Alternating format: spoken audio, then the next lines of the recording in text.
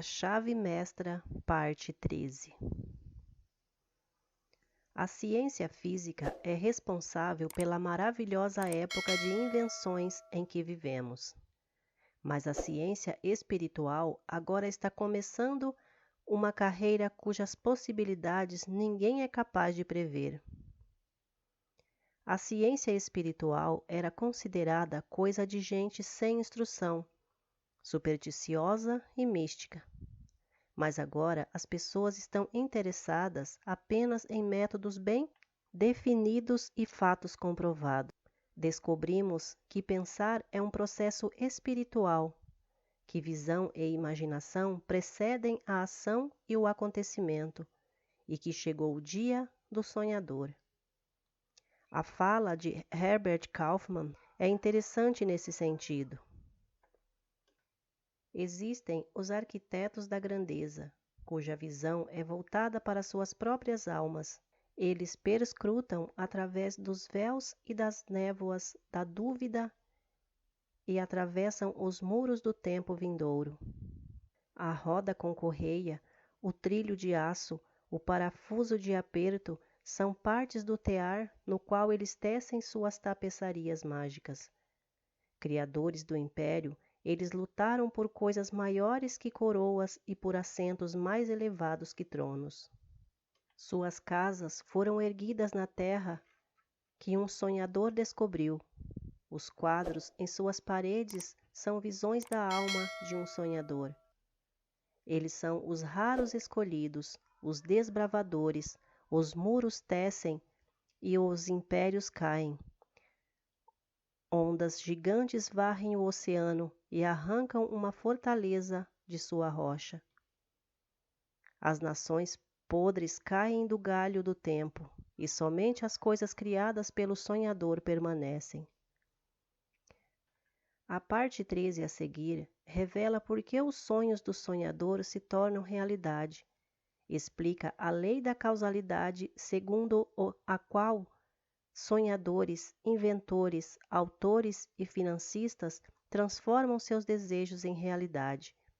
Explica também a lei que faz com que o que imaginamos em nossa mente, por fim, torne-se nosso. Tem sido a tendência, e como poderia ser provado, uma necessidade da ciência tentar explicar os fatos do cotidiano por meio da generalização de outros que são menos frequentes e que constituem exceção. Assim, a erupção do vulcão manifesta o calor, que é contínuo no interior da Terra, e ao qual esta última deve muito de sua configuração. Assim, o raio revela um poder sutil constantemente ocupado em gerar mudanças no mundo inorgânico, assim como as línguas mortas que raramente ouvimos já predominaram entre as nações, um dente gigante na Sibéria ou um fóssil nas profundezas da Terra, não só registram a evolução de eras passadas, mas também nos explicam a origem das montanhas e dos vales que habitamos hoje em dia. Desse modo, a generalização de fatos que são raros, estranhos ou constituem a exceção tem sido a agulha magnética que orienta todas as descobertas da ciência indutiva. Esse método é baseado na razão e na experiência e acaba com a superstição, com os precedentes e com as convicções. Já faz quase 300 anos que Lord Bacon recomendou esse método de estudo ao qual as nações civilizadas devem a maior parte de sua prosperidade e a parte mais valiosa de seu conhecimento, eliminando da mente preconceitos limitantes, denominados teorias, com mais eficácia do que a mais fina ironia, chamando a atenção das pessoas e fazendo com que voltem seu olhar do céu para a terra, com mais sucesso por meio de experimentos surpreendentes do que demonstrando a força à ignorância delas, educando as faculdades inventivas de um modo mais poderoso ao apresentar as perspectivas de descobertas úteis a todos do que pelo discurso que revela as leis naturais da nossa mente. O método de Bacon captou o espírito e o propósito dos grandes filósofos gregos e os colocou em prática por meio de novas formas de observação oferecidas por uma época diferente, revelando assim gradualmente um campo de conhecimento maravilhoso no espaço infinito da astronomia, no ovo microscópico da embriologia e na vaga era da geologia, apresentando uma ordem de pulsação que a lógica de Aristóteles jamais teria descoberto, e analisando em elementos anteriormente desconhecidos as combinações importantes que nenhuma dialética dos acadêmicos seria capaz de separar. Esse método prolongou a vida, mitigou a dor, eliminou doenças, aumentou a fertilidade do solo, deu novas garantias aos marinheiros, construiu sobre grandes rios pontes com formatos que nossos pais nem imaginavam, guiou o raio do céu à terra, iluminou a noite com o esplendor do dia, ampliou o alcance da visão humana, multiplicou a força dos músculos humanos, acelerou o movimento, acabou com as distâncias, facilitou alterações e correspondências, simplificou o trabalho de escritores e todos os despachos comerciais, permitiu aos seres humanos descer até as profundezas do oceano, cortar o ar, penetrar com segurança nos mais perigosos recônditos do planeta. É essa a verdadeira natureza do escopo da indução. Mas quanto maior o sucesso alcançado pelo homem com a ciência indutiva, mais todo o teor de seus ensinamentos e exemplos nos impressiona com a necessidade de observar com atenção, a paciência e precisão, usando todos os instrumentos e recursos que estão ao nosso dispor, os fatos individuais antes de nós aventurarmos a fazer afirmações sobre as leis em geral. Para determinar o comportamento da fagulha da máquina elétrica em diversos casos, que sejamos inspirados por Franklin a enviar às nuvens, na forma de uma pipa, uma pergunta sobre a natureza do raio, para termos certezas de que como caem os corpos com a exatidão de Galileu, que como Newton ousemos perguntar à Lua sobre a força que a prende à Terra. Em suma, pelo valor que damos à verdade e por nossa esperança em um progresso contínuo e universal, para não permitir que um preconceito tirânico negligencie ou mutile fatos indesejáveis, e para montar a superestrutura da ciência sobre a base vasta e imutável, prestando a máxima atenção tanto aos fenômenos mais raros quanto àqueles mais frequentes. Um material sempre crescente pode ser coletado por observação, mas os fatos acumulados têm um valor bem diferente para a explicação da natureza. E assim, como valorizamos mais as qualidades humanas úteis, que são mais raras, a filosofia natural também filtra os fatos e determina uma importância notável àquela classe que não pode ser explicada pela observação usual e rotineira da vida. E se descobrirmos que certas pessoas parecem ter um poder incomum, o que podemos concluir? Primeiro, podemos dizer que não é bem assim, o que é apenas o reconhecimento da nossa falta de informação, porque todo investigador honesto admite que há muitos fenômenos estranhos antes inexplicáveis. Entretanto, aqueles que estão familiarizados com o poder criativo do pensamento não acharão que esses fenômenos são inexplicáveis. Segundo, podemos dizer que esse poder é resultante da interferência sobrenatural, mas a compreensão científica das leis naturais nos convencerá de que não há nada de sobrenatural nele. Cada fenômeno é resultado de uma causa definida e precisa, uma lei com um princípio imutável que opera com precisão invariável, independentemente do fato dessa lei ou princípio ser colocado em ação conscientemente ou não. Terceiro, podemos dizer que estamos em território proibido, que existem coisas que não precisamos saber. Essa objeção foi usada contra todos os avanços do conhecimento humano. Todo indivíduo que já fez avançar uma nova ideia, seja ele Colombo, Darwin, Galileu, Fulton ou Emerson, foi ridicularizado e perseguido. Então, tal objeção não deve ser levada a sério. Pelo contrário, devemos examinar com atenção todo o fato que chega até nós e, ao fazê-lo, determinar mais facilmente a lei em que se baseia. Veremos que o poder criativo do pensamento explica toda condição ou experiência possível, seja ela física, mental ou espiritual.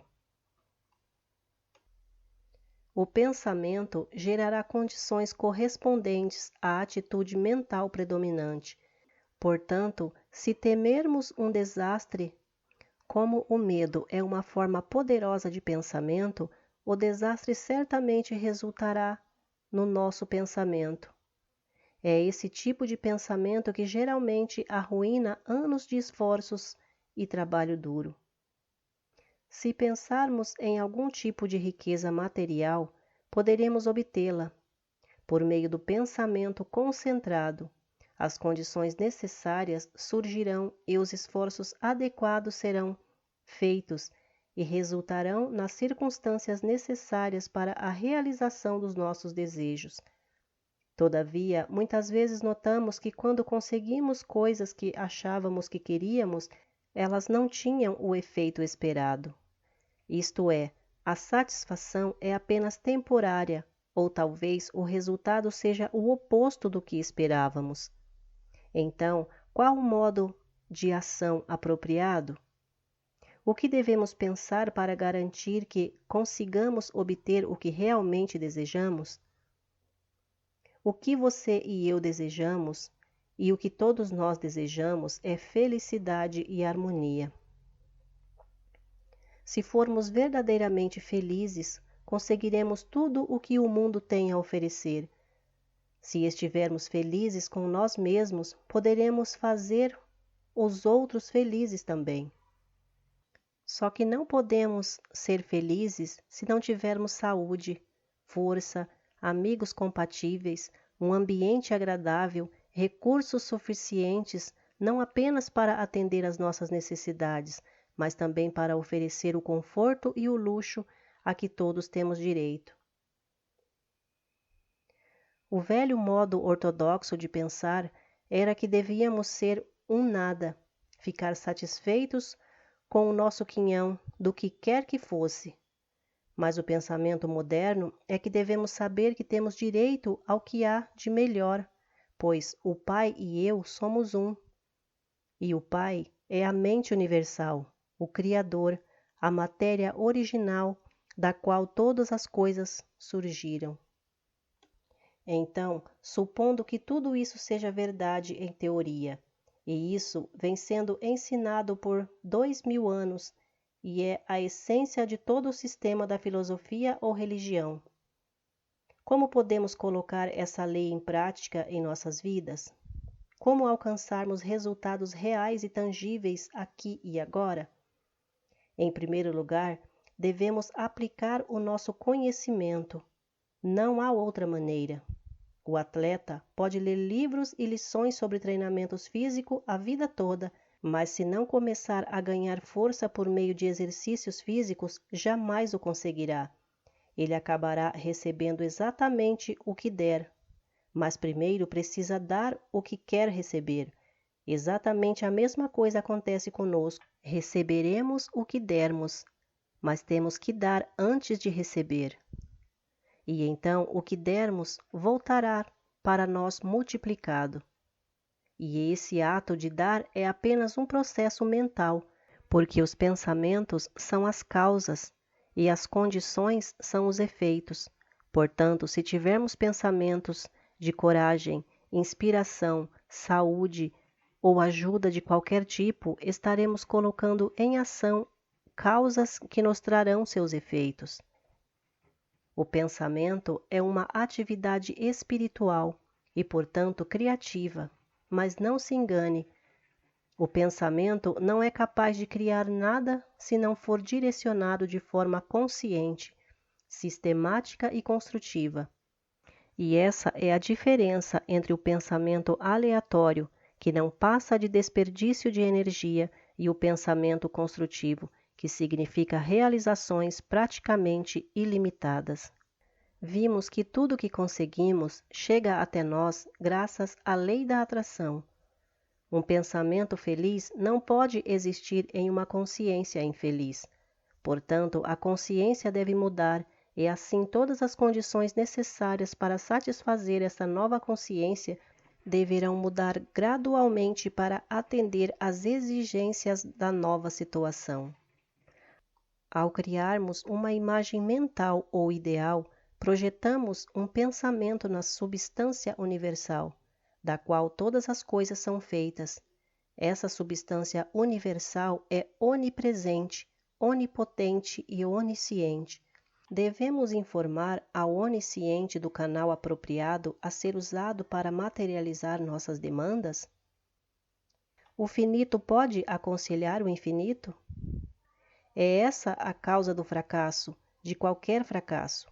Reconhecer a onipresença da substância universal, mas não somos capazes de compreender o fato de que essa substância não é só onipresente, mas também onipotente e onisciente, e, consequentemente, colocará em ação as causas que podemos ignorar completamente. Podemos preservar melhor nossos interesses reconhecendo o poder infinito e a sabedoria infinita da mente universal, e assim nos tornar um canal que o infinito possa usar para realizar nossos desejos. Significa que reconhecimento leva à realização. Por isso, o exercício desta semana faz uso do princípio.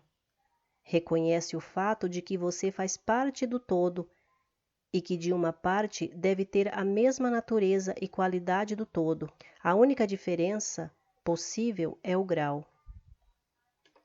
Quando esse fato incrível começar a entrar em sua consciência, quando realmente entender que você, não o seu corpo, e sim o seu ego, o eu, o espírito pensante, é parte integrante do todo, que tem a mesma substância, qualidade e natureza do Criador, e que o Criador não pode criar nada indiferente dele mesmo, você também poderá dizer: o Pai e eu somos um.